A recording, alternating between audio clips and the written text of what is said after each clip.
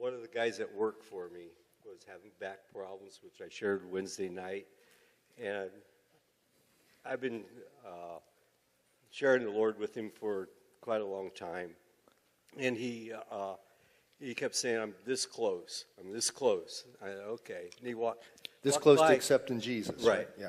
And he walked by and his back was really hurting. And so I said, I know somebody that can heal your back. And he thought I was going to line him up with a chiropractor or something. And I said, no, turn around. And I laid my hand on his back and my hand on his shoulder and prayed. And he said, well, pain's about gone. So I said, we're not done yet. And prayed some more.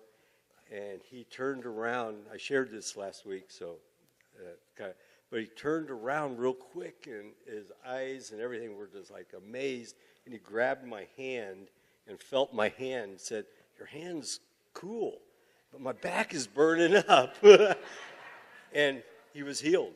And he was healed totally with that. And I said, isn't God good? And he said, yeah. And we went back to work. And then that Wednesday night, I shared that.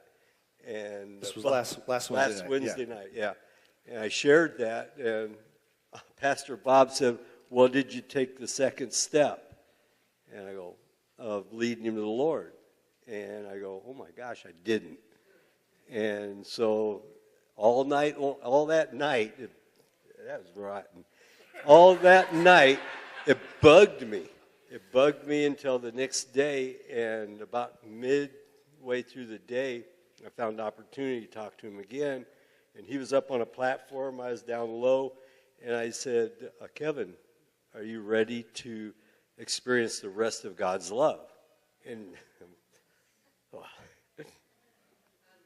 he said, yeah. And so I prayed for him between a petition wall and everything else, prayed with him. We both started crying at work. And construction, people were walking all around.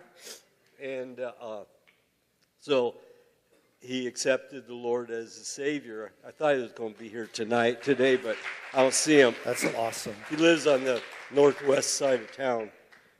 But he changed his whole countenance. And so when I was done, right after I finished that, I called Pastor Bob up, and told him all about it. And,